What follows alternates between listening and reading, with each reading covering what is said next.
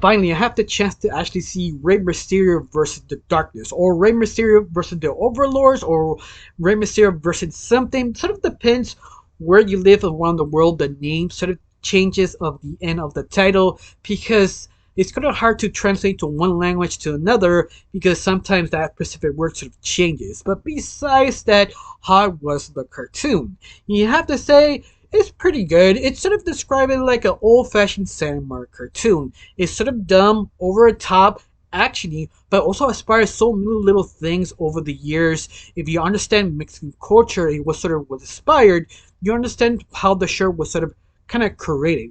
Now, before I actually started this review, my name is Recho. I like to talk about animation, not just animation, but reviews, first impressions, cartoon theories, and sometimes, if I have some spare time, cartoon breaking news. And today we're going to talk about Rey Mysterio versus the Evil Darkness. Now, this show was sort of anticipated for a long time, especially Mexican cartoons, because for some reason Mexico actually had the chance to make quite a few cartoons. That's sort of very rare because Mexican people don't have cartoons. It's sort of weird how I said it, but it's sort of true. It's something that in the community in Mexico sort of complains that we cannot make our own cartoon. We should stop relying to the Americans or other countries to make cartoon for us. We have to make it ourselves. In fact, De Toro, the creator of Hellboy, the director of Pacific Rim, Pan's Raven, and so many other great films he made, he's the one who have to quite literally get out of Hollywood, go straight to Mexico, and talk to the whole industry to say we should make our own cartoons. So that's the reason why they decided to make 4 projects of animation for the last 2-3 years, because it's super rare they actually do. The only 2 projects basically was successful in Mexico is sort of Legend Quest and the Egg franchise. You may heard of them, but it's the only 2 successful cartoons in Mexico. The rest of them is sort of kind of celebrity famous actors that is sort of kind of sold out for quick buck. Usually that Mexican cartoons are that. It's just sort of celebrities. It's just sort of really, really bad. It's sort of forgettable. In fact, Rey Mysterio versus the Darkness is sort of the best way to describe it. It's sort of a celebrity cartoon, but one of the good ones. I mean good, something like Jackie Chan Adventures, that was a celebrity cartoon. That was probably the most best version of a celebrity cartoon. In fact, no one else could actually top that show since. And in fact, Rey Mysterio versus the Darkness could be probably the second best show on that sort of kind of genre, because it is good, but it does have its own flaws. Now, the whole story of Rey versus the Darkness is basically Rey is sort of trying to be the champion. He's trying to be the one who is the best, taking down the champ who has the belt. The only problem is the champ is sort of getting powers from an evil dark side, in other words, but he needs Rey Mysterio Max, who actually has special abilities. Once more, it sounds kind of dumb, that's the whole point. But the only problem is Rey Mysterio has certain theories that maybe the champ is sort of corrupted, he doesn't know what to do, but every time you get close to him or understand the situation, something goes wrong. Like the evil one or the champion sort of convince other wrestlers to harm. Like they give him sort of a new mask. This mask has sort of magical abilities to kind of corrupt them to be truly evil. That part of themselves sort of become themselves, that horrible side of them, in other words. And Rey Mysterio go one-on-one on them and take up the mask or the evil energy to restore it, and sort of recycle the same formula in the show, at least the first 5 episodes. Now, it sounds fun, sounds interesting, sounds cliche, you're right, but it's done in a very fun, over-top way. Even that Rey Mysterio is not the best actor in Spanish, that he can act, but he's just sort of a normal flat actor. I mean normal flat, that he doesn't have emphasis how he's saying things. He's just reading the lines, but it's not boring. It's sort of interesting because the way he was written, he's sort of the mentor with this other character called Oscar, who is a super fan of Rey Mysterio, who actually got the special abilities from Rey Mysterio to become basically the next help basically become the next Rey Mysterio in other words. And the only problem is Oscar is sort of the annoying kid actor in any kind of cartoon that that kid actor they put just specifically to make kids, oh, I relate to that kid, like that sort of thing that could be a really bad thing done incorrectly, because every time they do that sort of ruins the character or becomes the most hated character in the whole show. And Oscar unfortunately fall to that sort of territory.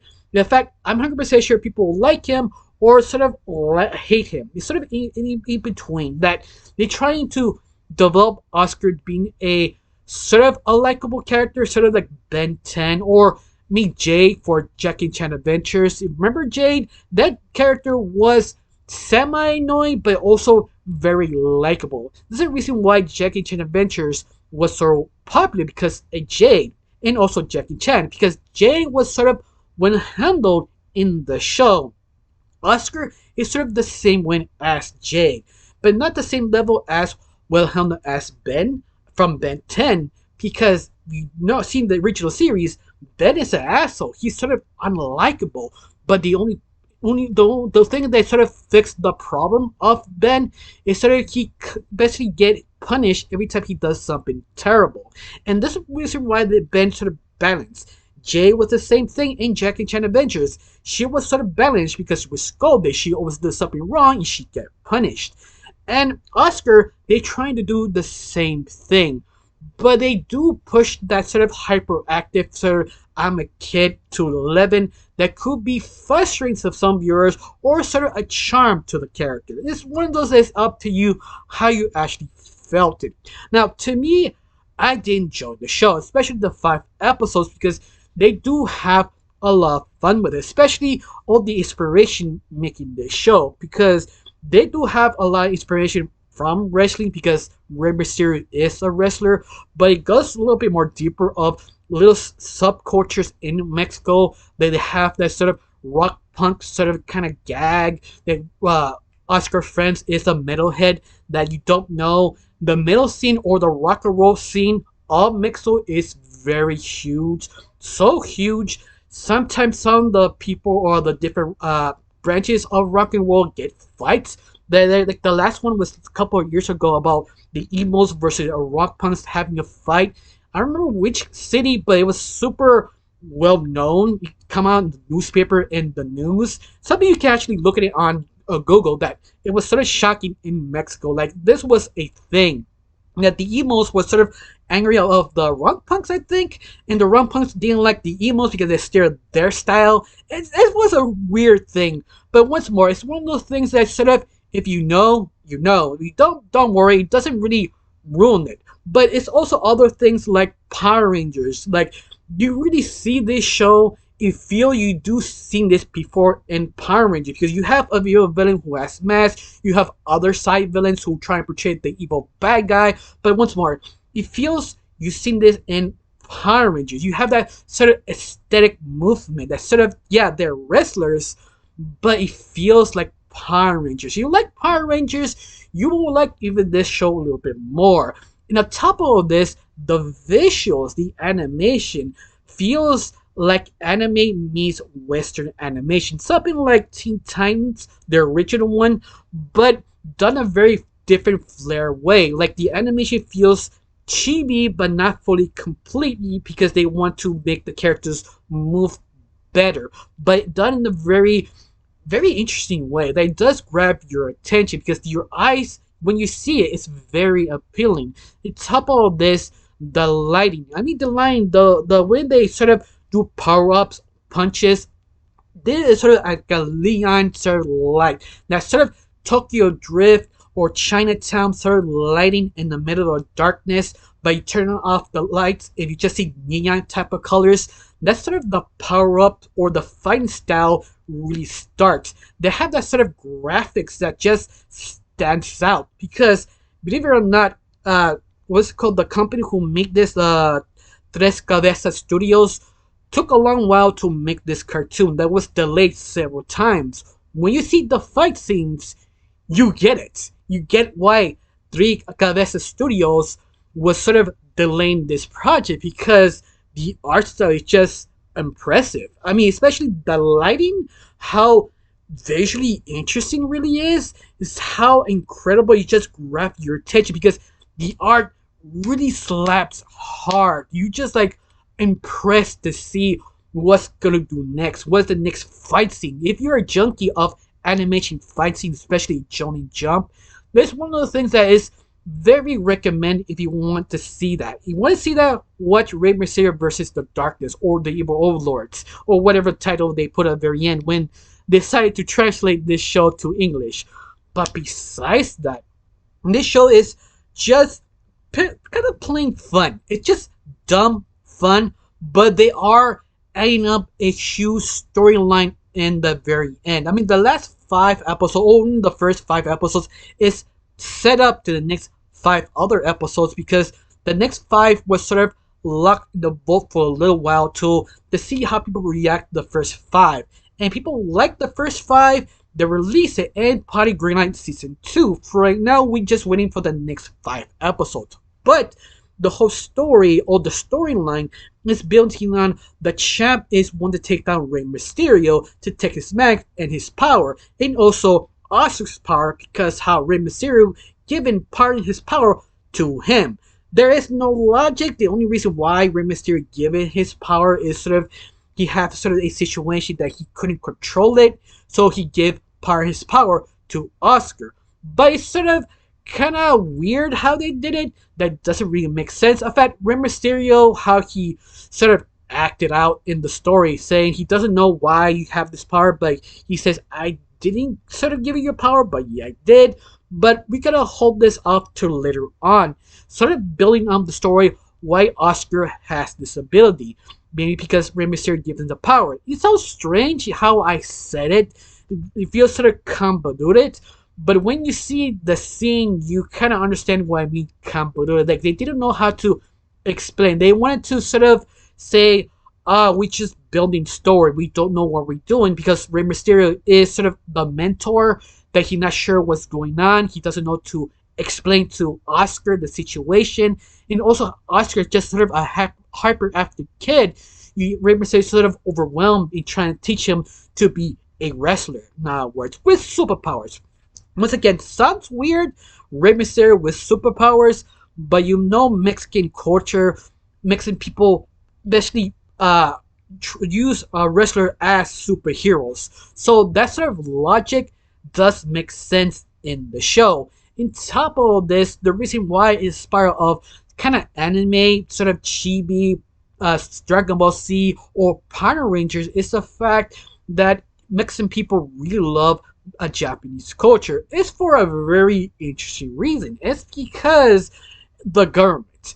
I make this short and straight to the point. It's because back in the day, a couple of decades ago, that the government of Mexico making a decision to reduce the Mexican peso to save the economy because the economy would basically burst. Would be sort of a money crisis in Mexico. But the Mexican president decided not to do it. Nobody really understood why he didn't want to do it. He just decided not to. When it happened, the economy burst and everybody started struggling to pay their own bills or get a job or fund specific projects. Because of this, all the other companies didn't want to invest in shows, decided to, why not buy shows for different countries? And that's the reason why Japan comes in. Japan have a lot of different IPs, Dragon Ball Z, Super Sentai, Japanese soap operas, K-pop, or J-pop in this case. And they sort of packaged a very cheap deal to Mexico because they thought it's not going to be a success. This could be cheap. This could be a one-star deal. And everybody agreed. But no one really expect that sort of culture will blow up in Mexico. And it did. It sort of give it sort of a revenue, sort of understanding what the Japanese culture meant to Mexican people because we didn't have enough our own stuff. But Japanese sort of hit that sort of scratch so well. That's what people assess with anime or anything Japanese drama, Japanese anime, or manga from Japan because it just itches that spot so well. It just feels part of our own culture. At least subpart, not words. This is the reason why if you watch Rey Mysterio versus the Darkness or Evil Overlords, whatever title at the very end they kind of change, is the fact is how ingrained Japanese culture is in Mexico. That's why you have a lot of very interesting sort of references unintentionally, like power-ups, the sort of the I believe in you friendship, how they feel sort of kind of like Sentai slash Power Rangers, or also have kind of rock and roll sort of influence because it's Mexico. We have its own emo aesthetic on the culture. Once again, you don't need to know the culture to get all the reference. It just turn off your brain and enjoy it. But you do know the cultural references or reason why they do certain things. It's sort of an extra plus fun. It doesn't ruin the series. It's just sort of fun. Of course, the only thing it does ruin is the Oscar situation, but how the story is building up, Oscar will partly change later on the next other 5 episodes when they decide to drop it in the future couple months. But besides that, when how I understand, it was actually kind of successful. Successful enough to get a season 2. They're still pending. They're waiting to drop the rest of the half of the season to see how people react. Still have that sort of interest. But all of that, I do recommend it. It's fun. Just be warned, Oscar is a character who will break you or make you like the show. But besides that, I do recommend it. In fact, do you seen this show? If you want to see it, believe it or not, you can find it on YouTube Pacific channel of Cartoon Network LA. The only difference is it's all in Spanish. So if you know Spanish, it's free for you to watch. If you don't, you have to wait finding translate to English or a fan dub in the near future. But besides that, I really got nothing else to say. Just thank you for watching. Don't forget to subscribe and have a wonderful day. Bye.